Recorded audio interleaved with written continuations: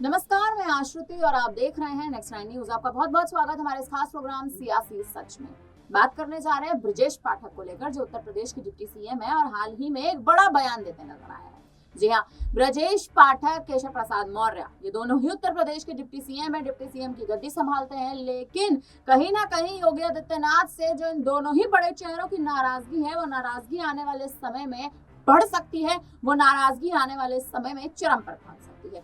सीधे तौर पर अगर कहीं ना कहीं देखा जाए तो उत्तर प्रदेश के डिप्टी सीएम केशव प्रसाद मौर्य और उनके साथ ब्रजेश पाठक दोनों ही किसी भी क्षण कभी भी बगावत कर सकते हैं। लेकिन अब ऐसा लगता है कि केशव प्रसाद मौर्य तो नहीं, लेकिन डिप्टी सीएम ब्रजेश पाठक, जो भारतीय जनता पार्टी के प्रभारी भी हैं, यानी बीजेपी के राष्ट्रीय प्रभारी, माफ करेगा, बीजेपी के प्रभारी हैं उत्तर प्रदेश में, उनके स्वरूप कहीं ना कहीं बदलते जा रहे हैं। यानी ब्रजेश पाठक के स्वरूप कहीं ना कहीं बदलते जा रहे हैं।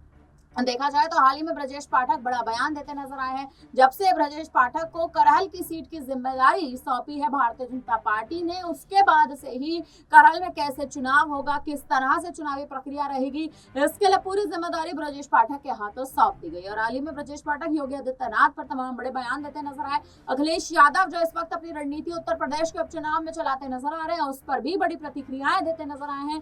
क्या कुछ ब्रजेश पाठक का कहना है और किस तरह से अब आने वाले उपचुनाव में ब्रजेश पाठक अहम भूमिका निभा सकते हैं बीजेपी के खेमे में जाकर, ये अब देखना दिलचस्प है। और इस पर ही उन्होंने अपना बयान भी दिया। क्या कुछ उन्होंने कहा है, आप पहले उनके इस बयान में सुन लीजिए। इसको लेकर तमाम बार बार हम लोग कहते हैं, देखिए हम सबको इकट्ठा होना पड़ेगा। आप देखते होंगे जो विपक्षी दल है वो तरह तरह के हथकंडे अपना करके समाज में लोगों को बांटने का काम कर रहे हैं, जबकि भारतीय जनता पार्टी और हमारी सरकार लगातार लोगों को मुख्य धारा से जोड़ रही है, डेवलपमेंट कर रही है, देश और प्रदेश को नंबर 1 पर लाने का काम कर रही है। जो विपक्षी गठबंधन है उनके पास केवल लोगों में एक वैमनस्यता का भाव उत्पन्न करना है और कुछ नहीं है। अखिलेश यादव जिस तरह से अभी काम कर रहे हैं उसको लेके केशव प्रसाद मौर्य ने आरोप लगाया कि नेताजी, जो स्वर्गीय नेताजी चले गए दुनिया से, वो कभी सपने में नहीं सोचे होंगे जिससे हमारी लड़ाई रही, जैसे कांग्रेस से, हम तो उसको उखाड़ के फेंकने की बात करते रहे। आज हम युवाओं को रोजगार और विभिन्न कार्यक्रमों का करहल की जनता को सीधे जोड़ने के लिए आए हैं। हमें पॉलिटिकल एजेंडा नहीं चलाना था, लेकिन आप लोग छेड़ रहे हैं। मैं बार बार कहता हूं, उत्तर प्रदेश की जनता अच्छी तरह जानती है, देश के लोग भी जानते हैं। भैया मैं पूरा अब अभी पर आपको भी ले रहा हूं। जब उत्तर प्रदेश में सपा की सरकार रही है, गुंडे, बदमाश, माफिया, लुच्चे, लफंगे, डकैत चंबल के बिहड़ों में पनपे हैं। हमारी सरकार की प्रतिबद्धता है कि हम अपराध पर जीरो टॉलरेंस की नीति अपनाएंगे। एक भी अपराधी प्रदेश में खुलेआम घूम नहीं रहा है। जो लिस्टेड माफिया गिरोह हैं आज उत्तर प्रदेश में या तो जेल में है या प्रदेश से बाहर है। छुटपुट जो आपसी वैमनस्यता में घटनाएं होती हैं, हमारी सरकार उन घटनाओं को भी गंभीरता से लेती है और सभी में कड़ी कार्रवाई करती है। हमने किसी भी घटना में अपना पराया नहीं देखा, छोटा बड़ा नहीं देखा, गरीब अमीर नहीं देखा। जिसने भी कानून तोड़ा है उसे कानून के तहत कड़ी से कड़ी सजा देने का काम आपकी अपनी सरकार ने, भारतीय जनता पार्टी की सरकार ने। एक ही दुपट्टे से दो लड़कियों की मौत का मामला देखिए, हमारी सरकार सभी जिलों में लगातार इस प्रकार के रोजगार मेलों का आयोजन लगातार करती रही है। मैनपुरी, करहल हमारे विकास के एजेंडे में नंबर 1 पर है। करहल की सड़कें, मैनपुरी की सड़कें, बिजली लगातार मिले, अस्पतालों में बेहतर व्यवस्था हो, कानून व्यवस्था नंबर 1 पर हो। जल जीवन मिशन के तहत तो काम पहले से चल रहा है। तो आप जानते हैं, मैं करहल के लोगों से कहने के लिए आया हूँ। आपने चुनाव की चर्चा की, हम अभी चर्चा नहीं करना चाहते थे, लेकिन आपने छेड़ा तो मैं उसका आपसे भी पूछना चाहता हूं। करहल के लोगों से अपील करने के लिए आया हूं। ये दोनों ने अपने बीच का कोई बेटा बेटी चुन करके भेजा होता तो ये स्थिति उत्पन्न नहीं होती।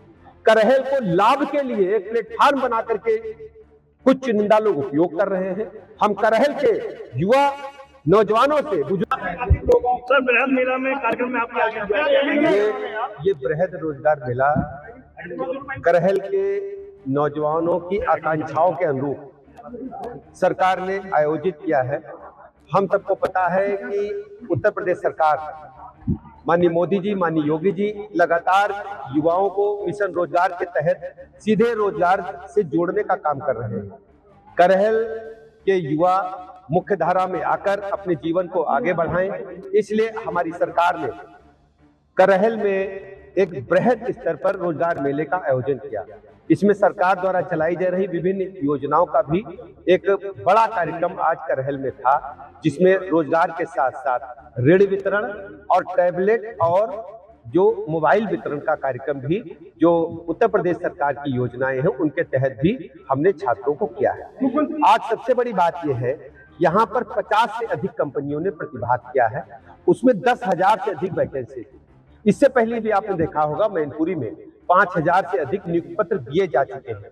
और इस बार भी आप देखेंगे ये जो बृहद रोजगार मेला है, इसमें 8,000 से लेकर के 35,000 तक का वेतन उन नौजवानों को मिलेगा जो यहाँ पर आज बृहद रोजगार मेला के माध्यम से जिनको रोजगार का अवसर मिलने वाला है। और ये बहुत बड़ी बात है।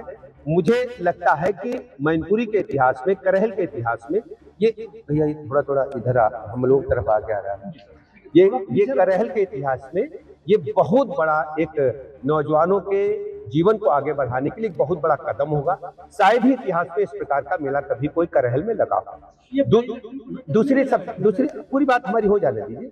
दूसरी सबसे बड़ी बात यह है कि बृहद ऋण वितरण जो कार्यक्रम है, जैसे मुद्रा योजना है, मुख्यमंत्री युवा रोजगार योजना है, वन डिस्ट्रिक्ट वन प्रोडक्ट योजना है और प्रधानमंत्री जी की रोजगार सृजन योजना है। किसान क्रेडिट कार्ड के कुल 1846 हितग्राहियों को 52.91 करोड़ रुपए का ऋण वितरण भी आज इस कैंप के माध्यम से हम लोगों ने किया है।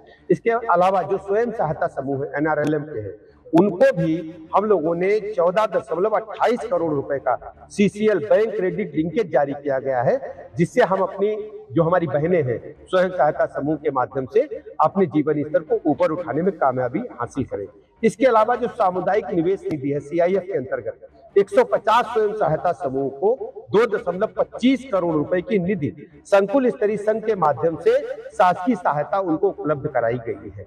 इसके अलावा सबसे बड़ी बात है कि जो हमारी सरकार की एक महत्वाकांक्षी योजना थी कि हम अपने स्टूडेंट्स के जीवन को आगे बढ़ाने के लिए, उनको सीधे दुनिया से जोड़ने के लिए हम मोबाइल और टैबलेट प्रदान करेंगे।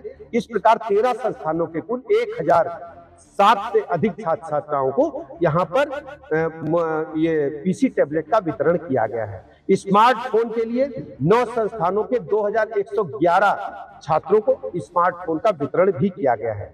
इसके अलावा जो 21 संस्थानों के 3,118 छात्र छात्राएं हैं, उसमें भी हम लोगों ने लगातार इसमें स्मार्टफोन, PC टैबलेट, इसमें सभी वर्गों के विद्यार्थियों के उच्च स्तरीय पढ़ाई के लिए हम लोगों ने वितरण करने का काम किया है। इसके अलावा कस्टम हायरिंग सेंटर जो CSCs है, 2 कृषकों को 20 लाख रुपए का ऋण, जिसमें 8 लाख रुपए अनुदान के सम्मिलित है। महत्वपूर्ण यह है 20 लाख का ऋण मिला है, 8 लाख का अनुदान है जो प्रेस यंत्र के लिए हम लोगों ने उपलब्ध कराया है। इसके अलावा फार्म मशीनरी बैंक के अंतर्गत 3 कृषकों को 45 लाख रुपए का ऋण यहाँ पर दिया गया, जिसमें 36 लाख रुपए का अनुदान है। और ये सब पराली प्रबंधन से संबंधित जो कृषि यंत्र है उनको क्रय करने के लिए हमारी सरकार। तो सुना आपने, उत्तर प्रदेश के deputy CM Brajesh Pathak, Bharatiya Janata party के प्रभारी, चुनावी प्रभारी ब्रजेश पाठक का साफ तौर पर कहना है कि योगी आदित्यनाथ जो रणनीतियां इस वक्त बना रहे हैं वो रणनीतियां कहीं ना कहीं सही साबित हो रही हैं, लेकिन अखिलेश यादव पर निशाना साधते नजर आया है। वो निशाना इस तरह से साधते नजर आए हैं कि गुंडे और माफियों का राज जो अखिलेश यादव की राजनीति और उनके शासनकाल में चलता नजर आ रहा था, वही गुंडे और माफियों का राज अब धीरे धीरे खत्म होता जा रहा है। उत्तर प्रदेश से उस गुंडे राज को, उस माफिया राज को कहीं ना कहीं जिस हिसाब से सपा की अध्यक्षता में एक तरह से और बढ़ावा दिया जा रहा था, वो योगी आदित्यनाथ हैं और भारतीय जनता पार्टी ने धीरे धीरे उसको समाप्त कर दिया है। बीजेपी की कहीं ना कहीं रणनीति तो अच्छी है, लेकिन ये रणनीति भारतीय जनता पार्टी को और बदलनी पड़ेगी। ये हम इसलिए भी कह रहे हैं क्योंकि अगर आप देखें तो बीजेपी के खेमे में अंतर्कलह बढ़ती जा रही है। लोकसभा चुनाव की हार के बाद चाहे केशव प्रसाद मौर्य को देख लीजिए, चाहे ब्रजेश पाठक की नाराजगी देख लीजिए, और जिस हिसाब से हाल ही में बड़ी जिम्मेदारी भी लेते नजर आए थे, कहते नजर आए थे कि बीजेपी की जो हार हुई है उसकी जिम्मेदारी मैं पूर्ण तरह से लेता हूं, तमाम बड़े बयान ब्रजेश पाठक देते नजर आए थे। उसके बाद भारतीय जनता पार्टी के तमाम ऐसे बड़े चेहरे जो कभी भी किसी भी वक्त जाकर बीजेपी का साथ छोड़ते नजर आ सकते हैं। फिलहाल अब आपको क्या लगता है, उनके इस बयान पर अब आप क्या कहेंगे, आप हमें कमेंट करके जरूर बताइएगा। बना रहिए हमारे साथ, तमाम बड़ी खबरें देखते रहिए, बना रहिए और देखते रहिए नेक्स्ट टाइम।